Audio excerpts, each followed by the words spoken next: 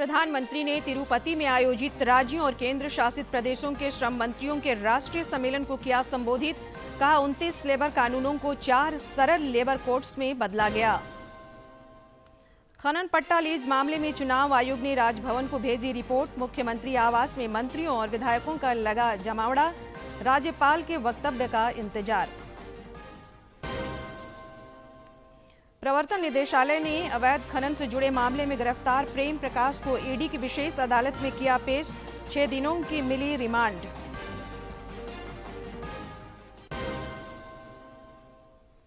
और जनजातीय मामलों के केंद्रीय मंत्री अर्जुन मुंडा ने खूंटी में दिशा की बैठक की अध्यक्षता की। सैनिटेशन पार्क का भी किया उद्घाटन।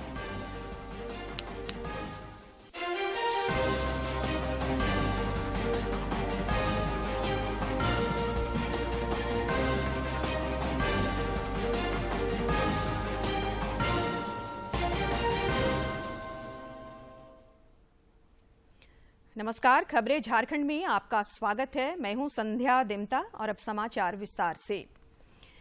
प्रधानमंत्री नरेंद्र मोदी ने आज आंध्र प्रदेश के तिरुपति में आयोजित सभी राज्यों और केंद्र शासित प्रदेशों के श्रम मंत्रियों के राष्ट्रीय सम्मेलन को वर्चुअल माध्यम से संबोधित किया। इस दौरान उन्होंने कहा कि कोविड महामारी के समय देश ने श्रमिकों का जिस तरह से साथ दिया, वैसे ही इस महामारी से उबरने में श्रमिकों ने भी पूरी शक्ति लगा दी। आज भारत फिर से दुनिया की सबसे तेजी से आगे बढ़ती अर्थव्यवस्था बना है, तो इसका बहुत बड़ा श्रेय हमारे श्रमिकों को जाता है। प्रधानमंत्री ने कहा कि पिछले 8 वर्षों के दौरान हमने देश में गुलामी की मानसिकता वाले कानूनों को खत्म करने का बीड़ा उठाया है। इसी सोच के तहत 29 लेबर कानूनों को 4 सरल लेबर कोड्स में बदला गया है। इस 15 अगस्त को लाल किले से मैंने देश की नारी शक्ति की संपूर्ण भागीदारी का आह्वान किया है। नारी शक्ति का सही उपयोग करते हुए भारत अपने लक्ष्यों को और तेजी से प्राप्त कर सकता है। देश में नए उभर रहे सेक्टर्स में महिलाओं के लिए क्या कुछ और कर सकते हैं, हमें इस दिशा में भी सोचना होगा। साथियों, 21वीं सदी में भारत की सफलता इस बात पर भी निर्भर करेगी कि हम अपने डेमोग्राफिक डिविडेंड का कितनी सफलता से उपयोग करते हैं। हम high quality skilled workforce create कर वैश्विक अवसरों का लाभ ले सकते हैं। भारत दुनिया के कई देशों के साथ migration and mobility partnership agreements भी साइन कर रहा है। देश के सभी राज्यों को इन अवसरों का लाभ मिले, इसके लिए हमें प्रयास बढ़ाने होंगे, एक दूसरे से सीखना होगा।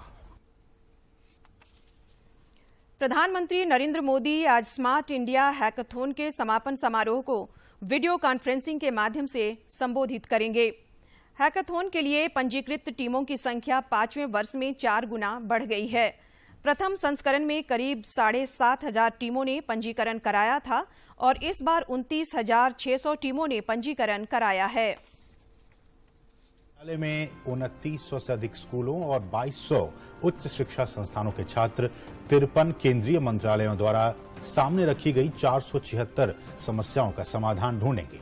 आपको बता दें कि स्मार्ट इंडिया हैकाथॉन ने युवाओं के बीच उत्पाद संबंधी नवाचार, समस्या समाधान और लीक से हटकर सोचने की संस्कृति विकसित करने में अहम भूमिका निभाई है। वहीं इस साल स्कूली छात्रों में नवाचार की संस्कृति का निर्माण करने और स्कूल के स्तर पर समस्या समाधान का दृष्टिकोण विकसित करने के मकसद से एक प्रयोग के तौर पर स्मार्ट इंडिया हैकाथॉन जूनियर की भी शुरुआत की गई है। धनबाद स्थित IIT ISM में भी स्मार्ट इंडिया हैकाथॉन इनोवेशन की शुरुआत हुई। यह इनोवेशन स्मार्ट इंडिया हैकाथॉन के ग्रैंड फिनाले के रूप में आयोजित किया जा रहा है, जिसमें 19 संस्थानों के 113 छात्र शामिल हो रहे हैं। इसमें उद्योगों की समस्याओं के समाधान खोजने का विचार मंथन किया जाएगा।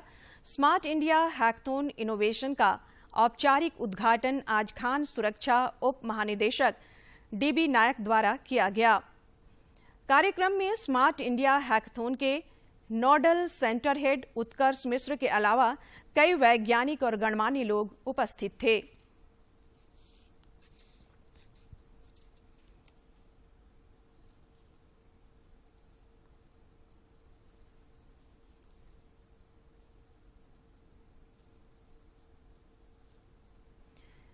भारत निर्वाचन आयोग ने मुख्यमंत्री हेमंत सोरेन से जुड़े खनन पट्टा मामले में अपना मंतव्य राजभवन को भेज दिया है।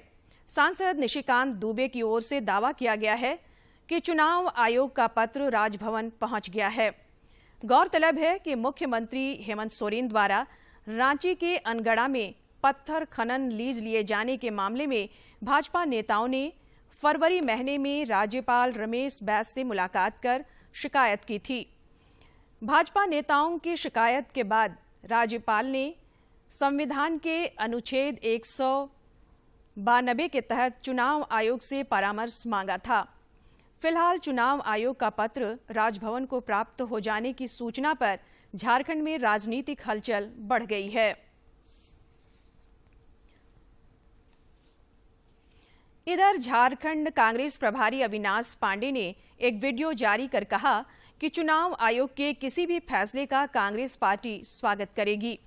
उन्होंने कहा कि आयोग के निर्णय से अवगत हो जाने के बाद पार्टी गठबंधन दल के सहयोगी दलों के साथ विचार विमर्श कर आगे का निर्णय लेगी। कांग्रेस पार्टी के प्रभारी की हैसियत से कहना चाहता हूं कि चुनाव आयोग का जो भी निर्णय होगा हम उसका स्वागत करेंगे। हालांकि ये भी बात उसी से छुपी नहीं है कि जिस दिन से झारखंड में महागठबंधन की सरकार बनी है उस दिन से भारतीय जनता पार्टी हर प्रकार के तिकड़म और हथकंडे अपनाकर वहां की सरकार को कमजोर करने में और विस्थापित करने का सतत प्रयत्न कर रही है। झारखंड मुक्ति मोर्चा के वरिष्ठ नेता और केंद्रीय समिति के सदस्य विनोद कुमार पांडे ने कहा कि अभी तक औपचारिक रूप से भारत निर्वाचन आयोग के पत्र के बारे में पार्टी को कुछ जानकारी नहीं मिल पाई है।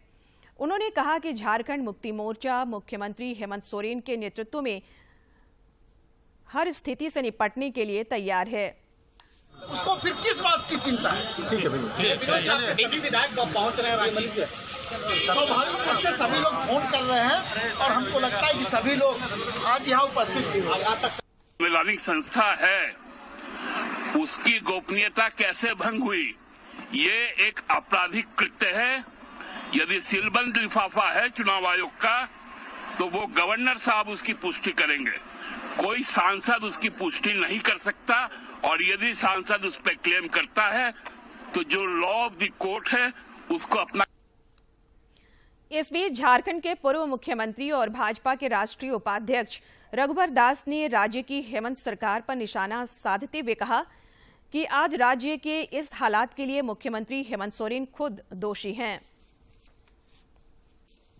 ये सरकार आज मुसीबत में पड़ी हुई। स्व मुख्यमंत्री हेमंत सोरेन जी अपने नाम पर लीज लेकर अपने पैर पर कुल्हाड़ी मारने का काम किए। तो राज्य में जो अराजनीतिक अस्थिरता हम देख रहे हैं, इसके लिए कोई एक शख्स जिम्मेदार है तो है माननीय मुख्यमंत्री। पल पल बदलते राजनीतिक घटनाक्रम के बीच राज्य में राजनीतिक सरगर्मी काफी तेज हो गई है। मुख्यमंत्री आवास में सत्ता पक्ष के मंत्रियों और विधायकों का जमावड़ा लगा हुआ है। दोपहर बाद से ही सभी मंत्री और विधायक मुख्यमंत्री आवास पहुंचने लगे।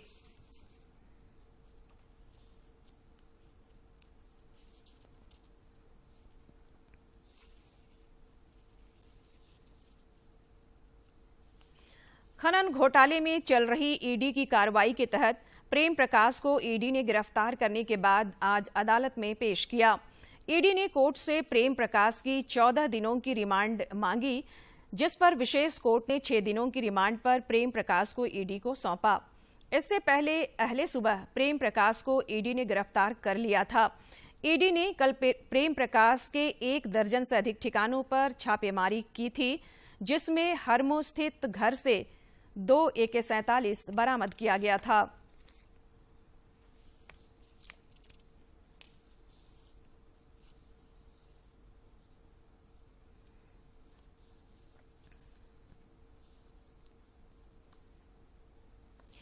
खूंटी में आज जनजातीय मामलों के केंद्रीय मंत्री सह सांसद अर्जुन मुंडा की अध्यक्षता में दिशा की बैठक हुई।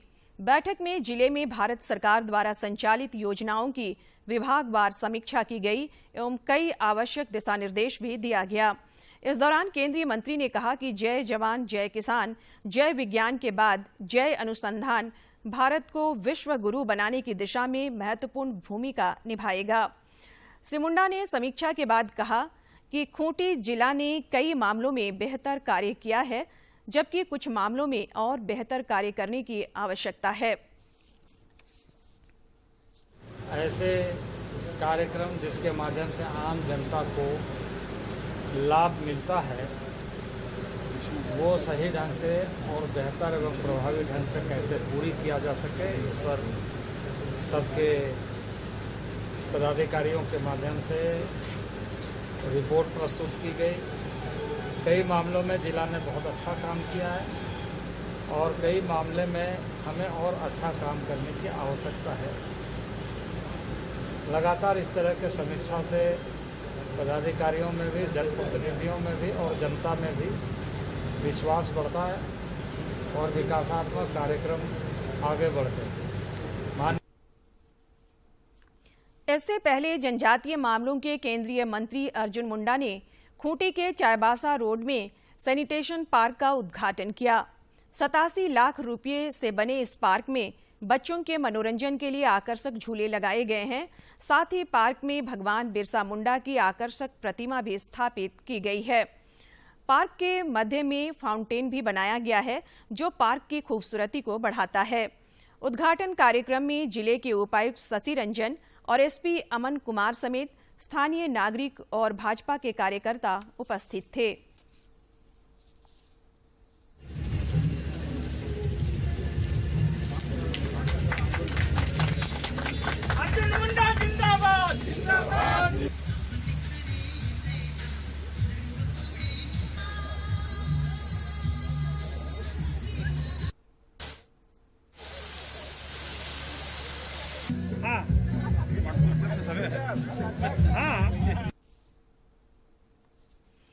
राज्य सरकार द्वारा क्षतिपूर्ति अवकाश दिए जाने को लेकर पुलिसकर्मी आज मुख्यमंत्री आवास पहुंचे। ढोल नगाड़े के साथ पहुंचे इन पुलिसकर्मियों ने सरकार द्वारा लिए गए इस निर्णय को लेकर मुख्यमंत्री हेमंत सोरेन का आभार जताया। इस दौरान पुलिसकर्मियों ने जमकर एक दूसरे को गुलाल लगाकर बधाई दी।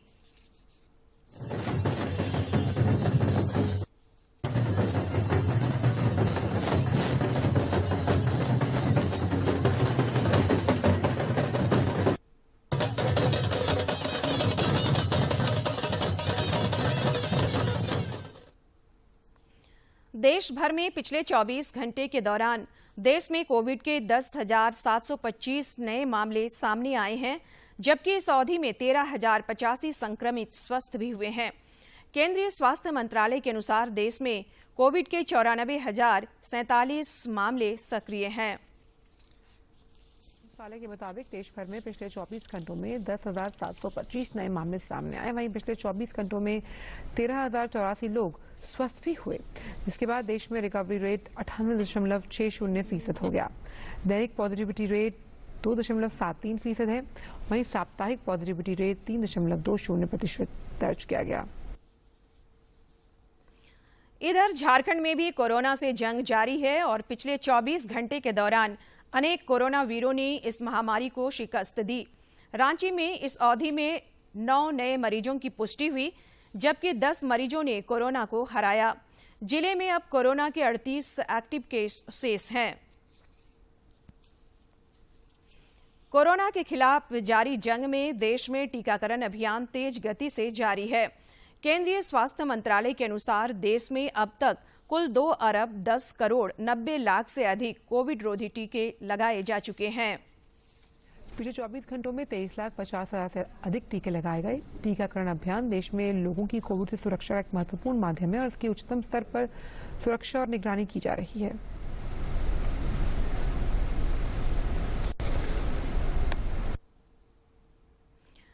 हजारीबाग सांसद जयंत सिन्हा ने हर घर तिरंगा अभियान के तहत रामगढ़ जिले के गोला स्थित संपोषित +2 उच्च विद्यालय में शिरकत कर विद्यार्थियों की क्लास ली।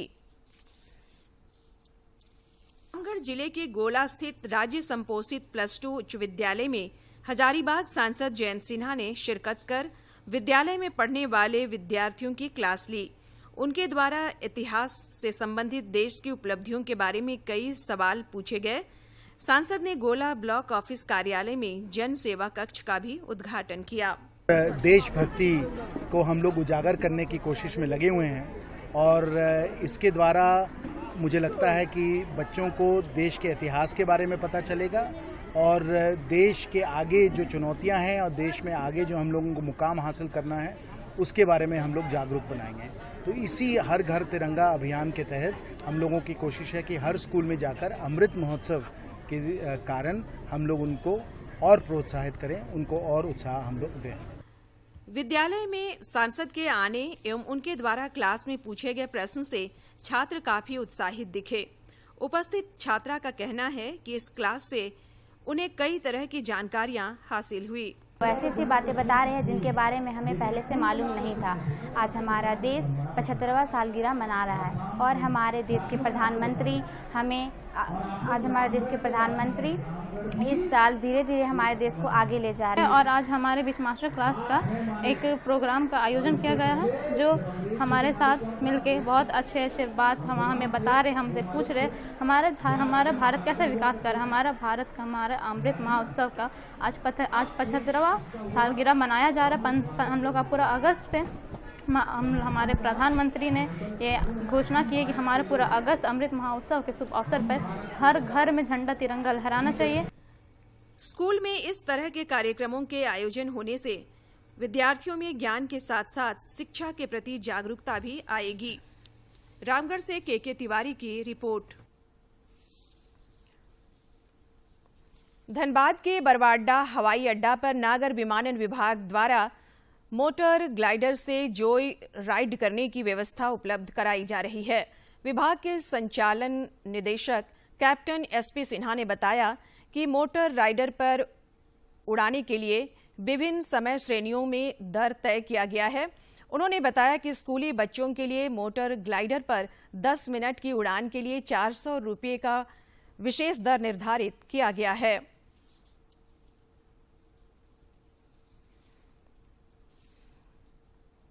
प्रधानमंत्री नरेंद्र मोदी ने इस महीने की 28 तारीख को आकाशवाणी से प्रसारित होने वाले मन की बात कार्यक्रम के लिए लोगों के सुझाव मांगे हैं। रेडियो पर मासिक कार्यक्रम मन की बात की यह 92वीं कड़ी होगी।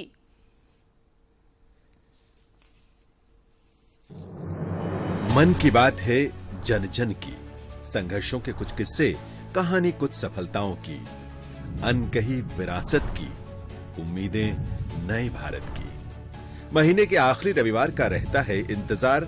मलयाचल के आंचल से विंध्याचल के आंगन तक, ब्रह्मपुत्र के घाट से हिमालय के विस्तार तक होती है मन की बात प्रधानमंत्री के साथ। तो सुनिए इस महीने 28 अगस्त सुबह 11 बजे मन की बात आकाशवाणी और दूरदर्शन के सभी चैनलों पर। मन की बात के प्रादेशिक भाषाओं में अनुवाद का पुनः प्रसारण आप सुन सकते हैं रात 8 बजे आकाशवाणी और दूरदर्शन के सभी प्रादेशिक चैनलों पर। तो सुनिए इस महीने 28 अगस्त सुबह 11 बजे मन की बात। केंद्रीय संचार ब्यूरो के प्रादेशिक कार्यालय में आज केंद्र सरकार के विभिन्न विभागों के अंतर माध्यम प्रचार समन्वय समिति IMPCC की बैठक हुई। IMPCC की मासिक बैठक में दूरदर्शन, आकाशवाणी, PIB, NTPC और रेलवे के प्रतिनिधियों ने अपने विभाग की पिछली गतिविधियों का जिक्र किया और आने वाले महीने के भावी कार्यक्रमों की जानकारी भी एक दूसरे से साझा की।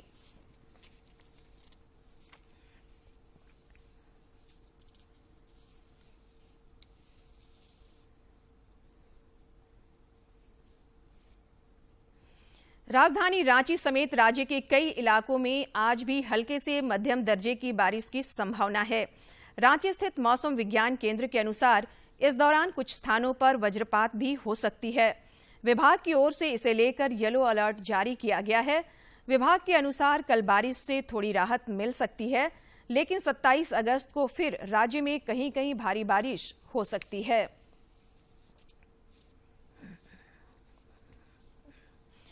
और अब एक नजर डालते हैं प्रमुख शहरों के आज के तापमान पर। राजधानी रांची का अधिकतम तापमान 30.4 डिग्री और न्यूनतम तापमान 21.7 डिग्री सेल्सियस रिकॉर्ड किया गया। जमशेदपुर का अधिकतम तापमान 33.8 और न्यूनतम 24.2 डिग्री तथा डाल्टनगंज का अधिकतम तापमान 31.6 और न्यूनतम तापमान 22.9 डिग्री सेल्सियस रिकॉर्ड किया गया।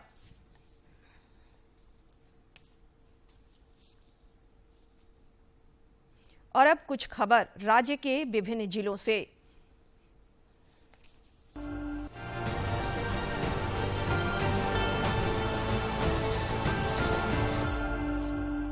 झारखंड विधानसभा अध्यक्ष रविंद्रनाथ महतो के धनबाद दौरे के क्रम में कई प्रतिनिधियों ने उनसे मुलाकात की।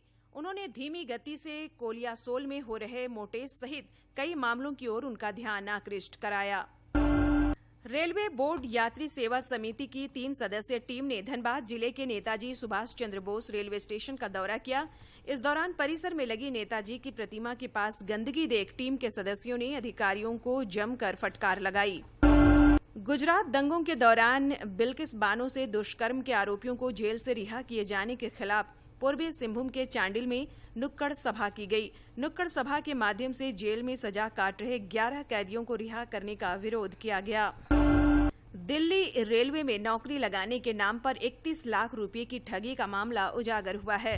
ठगी के शिकार धनबाद जिले के राणा प्रताप नगर निवासी दिलबाग सिंह की शिकायत पर चास पुलिस ने प्राथमिकी दर्ज कर अनुसंधान शुरू की।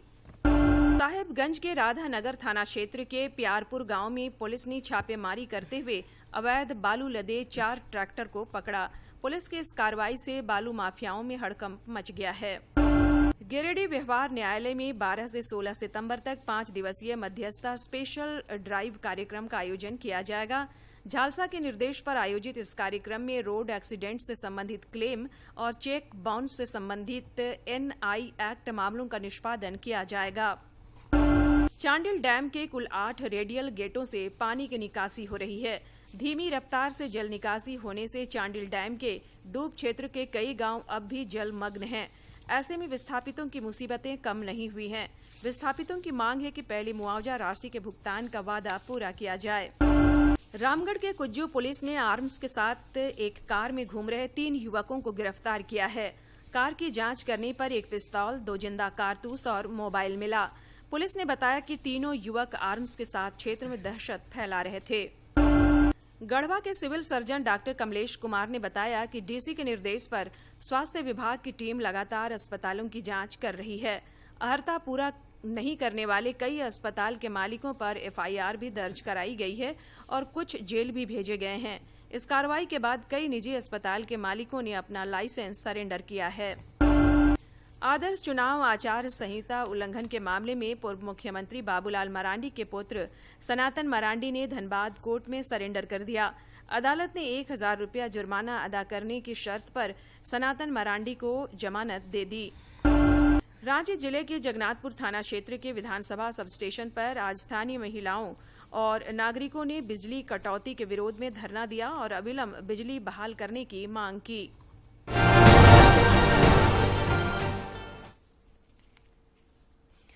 राजधानी रांची के मुरहबादी मैदान में ट्रेड फेयर का आयोजन किया गया है, जो 6 सितंबर तक चलेगा।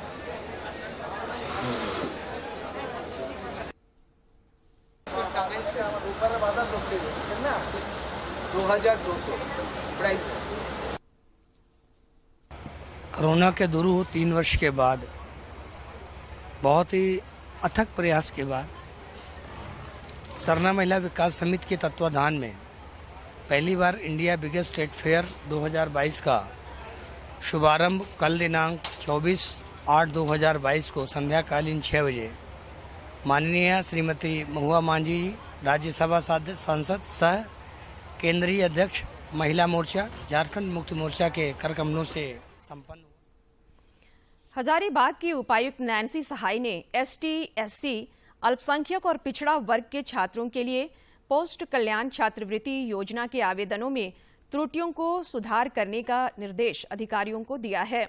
जिला स्तरीय छात्रवृत्ति समिति की बैठक में उपायुक्त ने अग्रणी बैंक प्रबंधकों को आधार लिंक करने हेतु शैक्षणिक संस्थानों में शिविर लगाकर छात्र छात्राओं के बैंक खाता से आधार लिंक करने के लिए शिविर आयोजित करने का भी निर्देश दिया। समाहरणालय सभागार में आयोजित जिला समन्वय समिति की बैठक भी आज उपायुक्त की अध्यक्षता में संपन्न हुई। इस दौरान उपायुक्त ने केंद्र और राज्य सरकार के द्वारा संचालित योजनाओं की समीक्षा की। उन्होंने पदाधिकारियों को आपसी समन्वय स्थापित करते हुए अंतिम व्यक्ति तक योजनाओं का लाभ पहुंचाने का निर्देश दिया। प्रधानमंत्री नरेंद्र मोदी देश के पहले स्वदेश निर्मित विमान वाहन पोत विक्रांत को 2 सितंबर को नौसेना में शामिल करेंगे। विक्रांत के निर्माण के साथ ही भारत 40,000 टन से ज्यादा विमान वाहक पोत डिजाइन और निर्माण करने वाले अंतर्राष्ट्रीय चुनिंदा देशों की कतार में खड़ा हो गया है। शामिल है। विक्रांत के निर्माण के साथ ही भारत 40,000 टन से ज्यादा विमान वाहक पोत डिजाइन करने वाला और बनाने वाले देशों अमेरिका, ब्रिटेन, रूस, चीन और फ्रांस के चुनिंदा समूह में शामिल हो गया है। केंद्रीय विद्यालय सीमा सुरक्षा बल हजारीबाग के प्रांगण में 3 दिवसीय रांची संभाग क्षेत्रीय खेलकूद कबड्डी प्रतियोगिता संपन्न हुई। इस दौरान प्रतिभागियों द्वारा आकर्षक मार्च पास्ट किया गया। इस प्रतियोगिता के अंडर 14 वर्ग में केंद्रीय विद्यालय पतरातू की टीम ने पहला, केंद्रीय विद्यालय नंबर 3 बोकारो की टीम ने दूसरा और केंद्रीय विद्यालय बोकारो थर्मल की टीम ने तीसरा स्थान प्राप्त किया। वहीं अंडर 17 वर्ग में केंद्रीय विद्यालय बोकारो थर्मल अव्वल रही। दूसरा स्थान केंद्रीय विद्यालय नंबर 3 बोकारो की टीम और तीसरे स्थान पर केंद्रीय विद्यालय दीपटोली रांची की टीम रही।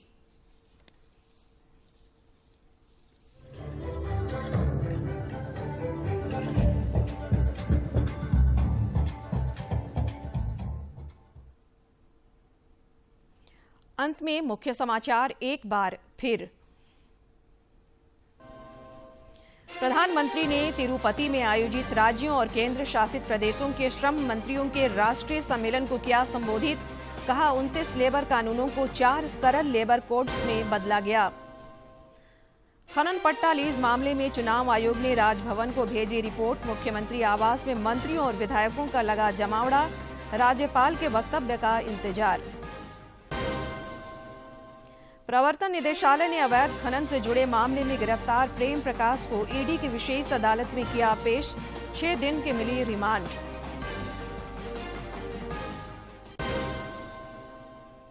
और जनजातीय मामलों के केंद्रीय मंत्री अर्जुन मुंडा ने खूंटी में दिशा की बैठक की अध्यक्षता की। सैनिटेशन पार्क का भी किया उद्घाटन।